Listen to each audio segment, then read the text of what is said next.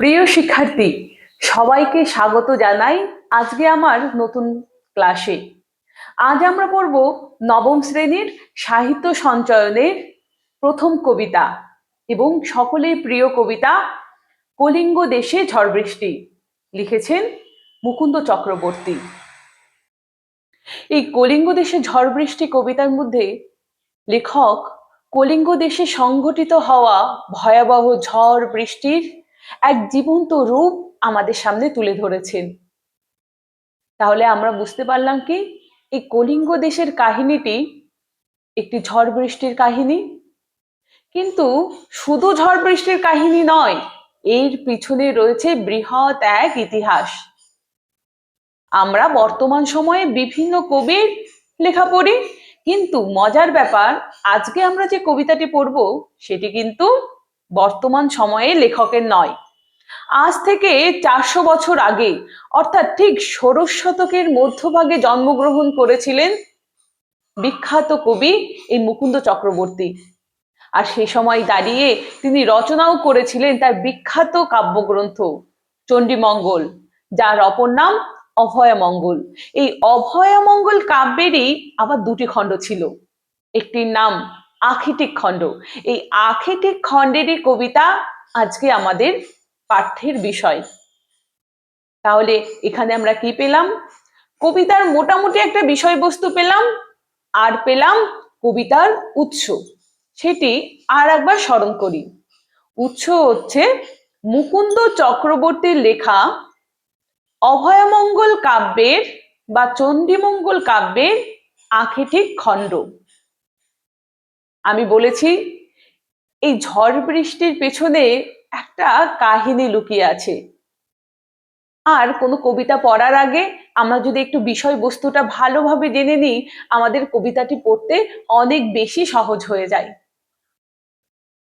এই আখিটিক খণ্ডে কালকেতু নামে একজন ব্যাগ ছিল, যে কি করতো, বনে পশু শিকার করে তার জীবিকা নির্বাহ করত।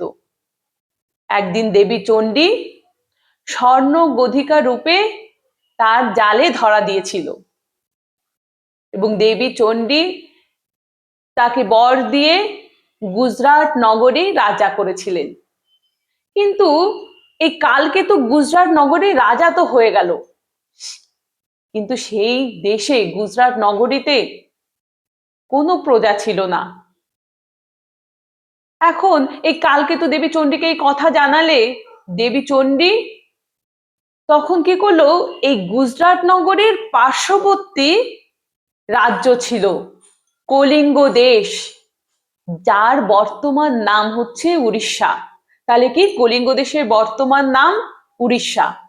এই গুজরাট কিন্তু বর্তমানে গুজরাট নয়, কলিঙ্গ দেশের পাশে একটি রাজ্য ছিল এই গুজরাট নগরী।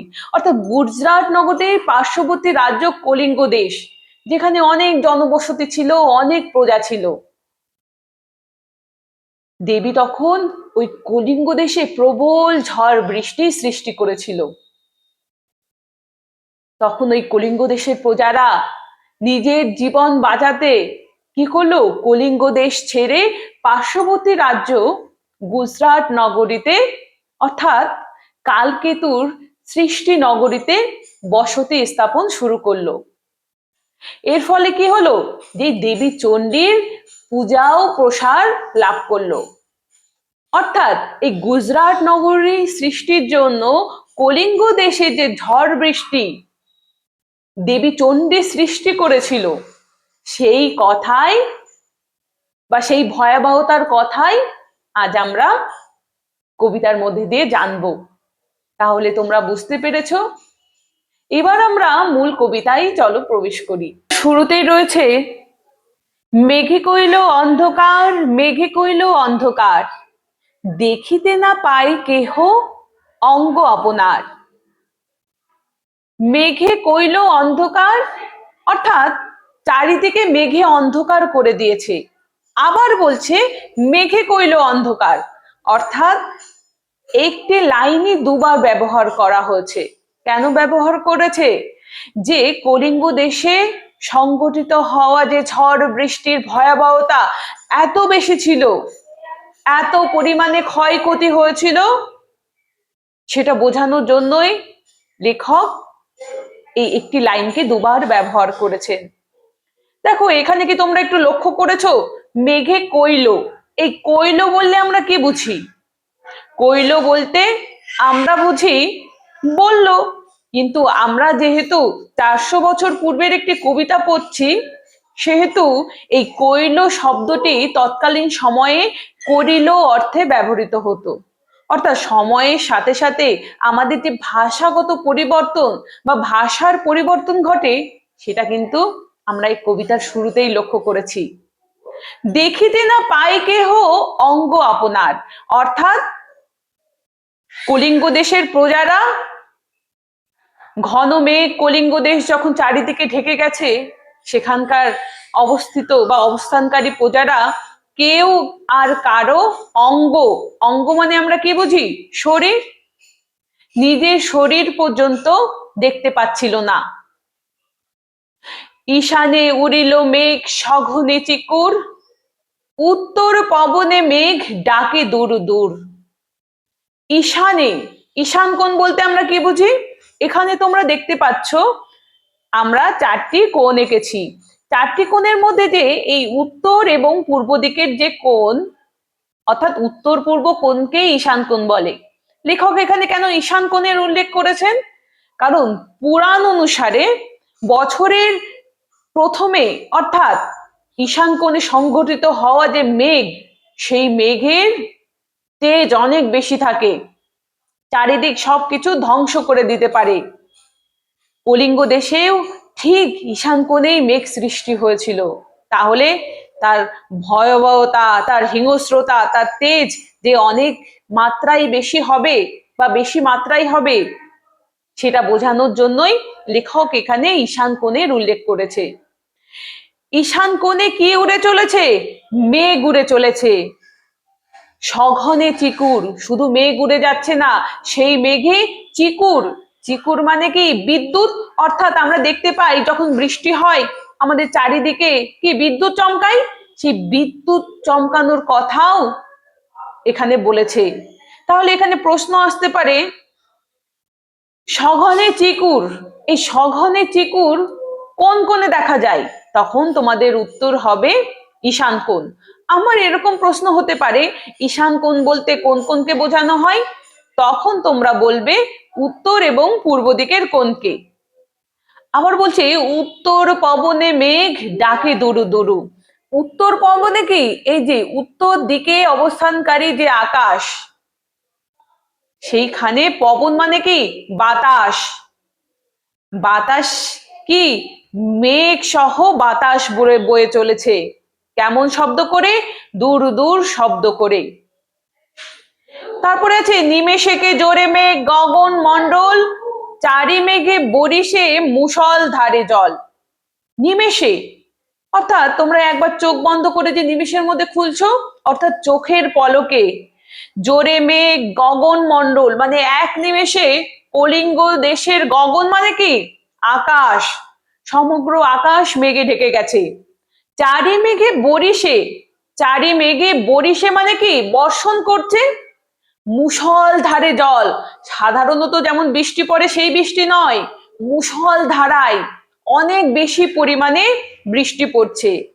আর কে চারি মেঘ দিচ্ছে বৃষ্টি? চারি মেঘ বলতে কি জানি আমরা? সংবর্ত, আবর্ত, পুষ্কর এবং দ্রোণ। এই 4 মেঘ একসাথে কলিঙ্গ দেশের ওপরে মুষল ধারে জল বর্ষণ করছে। কলিঙ্গে উড়িয়া মেঘ ডাকে উচ্চ নাদে।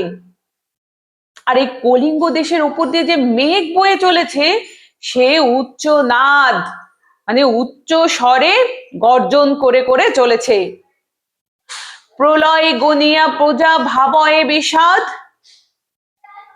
মানে সেই কলিঙ্গ দেশের প্রজারা এইসব দেখে চারিদিকে এরকম অন্ধকার, এত মেঘ, এত বজ্রপাত, এসব দেখে এই প্রলয় দেখে তারা প্রজারা বিষাদে পড়ে গেল।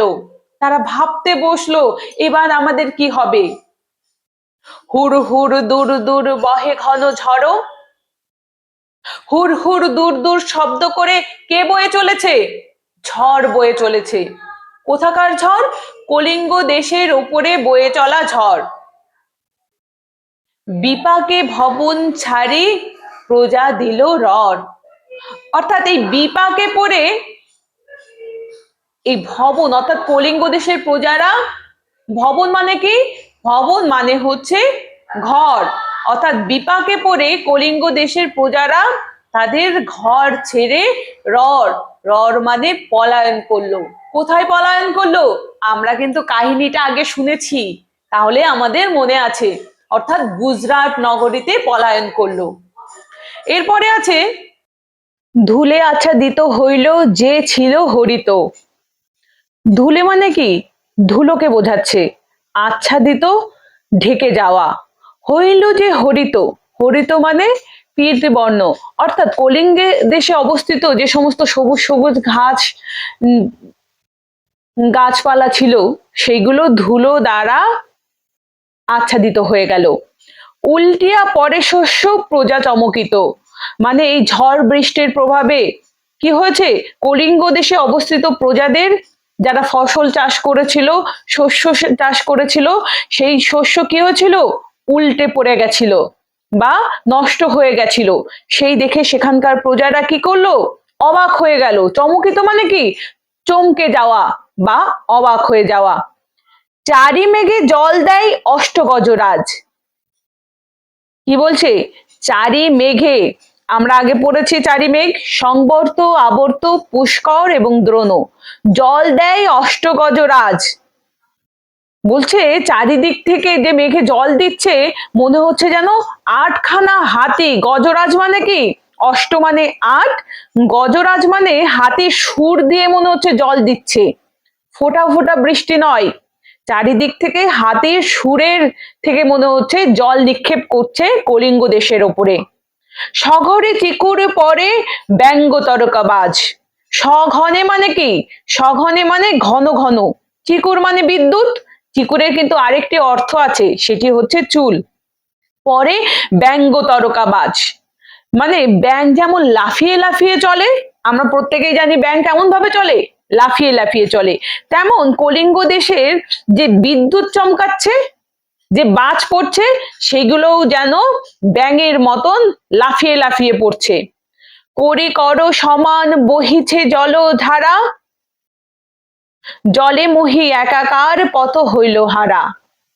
করি কর হাতির সুরের মতন সমান জল, জলধারা বয়ে চলেছে। জলে মহি একাকার পথ হইল হারা, মানে জলে চারিদিকে থই থই হয়ে গেছে, একাকার হয়ে গেছে। কলিঙ্গ দেশে যে পথ, সেখানকার কেউ কারো পথও খুঁজে পাচ্ছে না, সবকিছু মনে হচ্ছে হারা হয়ে গেছে। ঘন ঘন শুনি চারি মেঘের গর্জন, কারো কথা শুনিতে না পাই কোনো জন। ঘন ঘন মানে বারে বারে, শুনি চার মেঘের গর্জন, চারিদিক থেকে ঘন ঘন মেঘের গর্জন মানে কি? হুঙ্কার বা আওয়াজ শোনা যাচ্ছে। কারো কথা শুনিতে না পাই কোনো জন। অর্থাৎ কলিঙ্গ দেশে অবস্থিত প্রজারা একে অপরের কেউ কারো কথা শুনতে পাচ্ছে না। কেন শুনতে পাচ্ছে না?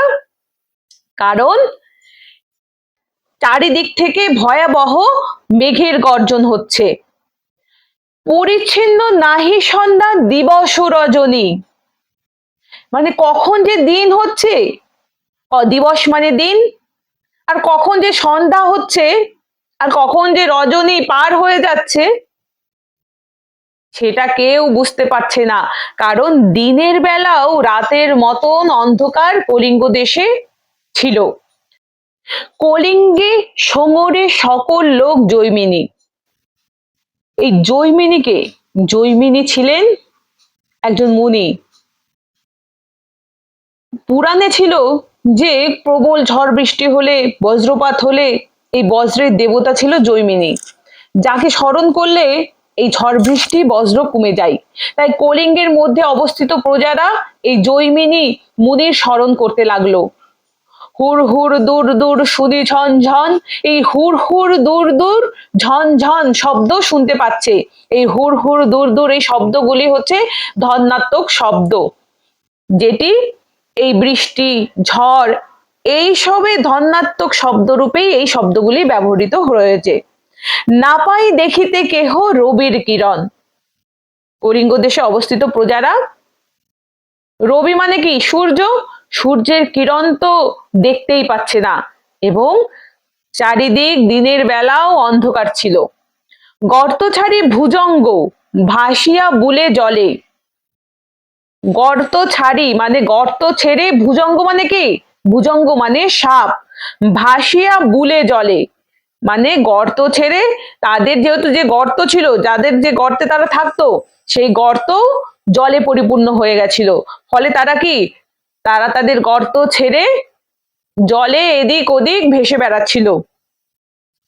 নাহি জানি জলস্থল কলিঙ্গ মণ্ডলে, জানে না, কেউ জানে না কলিঙ্গ মণ্ডলে মানে কলিঙ্গ দেশে বা কলিঙ্গ রাজ্যে কোথায় জল কোথায় স্থল, কেউ তা আর নির্ণয় করতে পারছে না। অর্থাৎ কলিঙ্গ দেশের প্রজারা অনেক সংশয়ে আছে তাদের জীবন নিয়ে। তাদের শস্য তো সব জলে ডুবে গেছে, নষ্ট হয়ে গেছে, তাদের ঘর ভেঙে গেছে। এখন তারা তাদের প্রাণকে কিভাবে রক্ষা করবে সেটা নিয়েই চিন্তিত। তারপরে আমরা দেখব নিরবধি 7 দিন বৃষ্টি নিরন্তর। নিরবধি মানে কি, যার কোনো অবধি নেই বা যার কোনো শেষ নেই। 7 দিন ধরে অনবরত বৃষ্টি কলিঙ্গ দেশে হয়ে চলেছে। আছুক শস্যের কার্য হেজ্জা গেল ঘর, পড়ে থাক শস্যের কার্য, শস্য ছেড়ে দিয়েছে কলিঙ্গ দেশের প্রজারা, তাদের যে ঘর ছিল সেটাও জলে হেজ্জা মানে কি ভেঙে গেছে। মেঝাতে পরয়ে শিল বিদারিয়া চাল, ভাদ্র মাসে যেন পড়ে থাকা তাল। অর্থাৎ ওই চাল ভেদ করে মেঝেতে যে শিল পড়ছে, বিদারিয়া মানে কি ছেদ করে বা ভেদ করে, মেঝা মানে মেঝে, শিল মানে কি আমরা জানি বৃষ্টির সময় শিল পড়ে, সেই শিলের আকার ছিল কি ভাদ্র মাসের তাল পড়ার সাথে সেই শিলের আকারকে তুলনা করেছে। ভাদ্র মাসে তো বড় বড় তাল, তালের আকার কেমন বড় বড়, যেমন তাল পড়ে ঠিক কলিঙ্গ দেশের শিলটার আকারও ঠিক ওরকম ছিল। চণ্ডীর আদেশ পান বীর হনুমান, অর্থাৎ চণ্ডীর আদেশ কে পান, আমাদের যে বীর হনুমান রয়েছে দেবী চণ্ডী, তাকে আদেশ দেন। মানে দেবী চণ্ডীর এত ঝড় বৃষ্টি, সবকিছু শস্য নষ্ট করা, ঘর ভেঙে দেওয়া, সবকিছু করেও দেবীর মনে শান্তি হয়নি। তখন দেবী কাকে আদেশ দিল, হনুমানকে আদেশ দিল। কি আদেশ দিল চলো এবার দেখে নি। মঠ অট্টালিকা ভাঙি করে খান খান, বলছে হনুমান তুমি কলিঙ্গ দেশে অবস্থিত মঠ অট্টালিকা যা যা আছে সবকিছু ভেঙে তছনছ করে দাও। চারিদিকে বহে ঢেউ পর্বত বিশাল, কলিঙ্গ দেশে যে ঢেউ হচ্ছে, জলে তো চারিদিকে ছেয়ে গেছে, চারিদিকে শুধু জল আর জল, এবং সেই জলের যে ঢেউ তার আকার ছিল পর্বতের মতন বিশাল। উঠে পড়ে ঘরগুলো করে দলমল, যে কয়েকটি বাড়ি বেঁচে আছে তারা কি দলমল করছে মানে টলছে। চণ্ডীর আদেশে ধাই নদ নদীগণ, চণ্ডী কাকে আদেশ দিচ্ছে, নদ নদীকে। চণ্ডীর আদেশে ধাই মানে চণ্ডীর আদেশে ধেয়ে চলেছে কে, নদ নদী। দেখো আমরা আগে পেয়েছি চণ্ডীর আদেশ পান বীর হনুমান, আবার এখানে কি পাচ্ছি, চণ্ডীর আদেশে ধাই নদ নদীগণ। এই দুটো লাইন লক্ষ্য রাখবে, খেয়াল রাখবে, পরীক্ষায় আসলে ভুল হওয়ার সম্ভাবনা অনেক বেশি থাকে। তারপরে রয়েছে অম্বিকা মঙ্গল গান শ্রীকবি কঙ্কন। অর্থাৎ আমরা জানি আমাদের এই কবিতাটি মুকুন্দ চক্রবর্তীর অভয়মঙ্গল বা অম্বিকা মঙ্গল কাব্য থেকে নিয়েছি, এবং এই শ্রী কবি কঙ্কন হচ্ছে মুকুন্দ চক্রবর্তীর উপাধি। অর্থাৎ তৎকালীন সময়ে রীতি ছিল যে কোনো গ্রন্থের শেষে বা কবিতার শেষে গ্রন্থের নাম এবং যে রচনা করেছেন তার নাম, উপাধি বা দেবী বন্দনা প্রভৃতির উল্লেখ থাকতো। তেমনই যেহেতু ষোড়শ শতকের কবি ছিলেন, সেই সময়ে এই রীতির প্রচলন ছিল, তাই মুকুন্দ চক্রবর্তীও এর অন্যথা করেননি। তার এখানে গ্রন্থের নাম এবং তার যে উপাধি সেটি এখানে উল্লেখ করেছেন। তাহলে কি গ্রন্থের নাম অভয়মঙ্গল বা অম্বিকা মঙ্গল বা চণ্ডী মঙ্গল, যে কোনো একটা নাম থাকবে, যেটা অপশানে থাকবে সেটা তোমরা উত্তর করবে। আর এরকম প্রশ্ন আসতে পারে যে মুকুন্দ চক্রবর্তীর উপাধি কি ছিল, সাথে সাথে লিখবে শ্রী কবি কঙ্কন। তাহলে আমাদের কবিতাটি এখানেই শেষ হলো। আশা করি তোমরা প্রথম থেকে শেষ পর্যন্ত খুব ভালোভাবে বুঝতে পেরেছো। এরপরে ক্লাস আমাদের থাকবে এই কলিঙ্গ দেশে ঝড় বৃষ্টি থেকে আসা যত রকমের শর্ট প্রশ্ন, এমসিকিউ প্রশ্ন, সবকিছুর সমাধান পরের ভিডিওতে থাকবে, যাতে তোমরা কবিতাটি পড়ে পরের ভিডিওতেই এমসিকিউ এর উত্তরগুলো এক নিমেষে করে ফেলতে পারো। তার জন্যই আমি এটা ভেবেছি। তাহলে আজকের ক্লাসটি এ পর্যন্তই, দেখা হবে আবার কাল। সবাই ভালো থাকবে, সুস্থ থাকবে। ধন্যবাদ।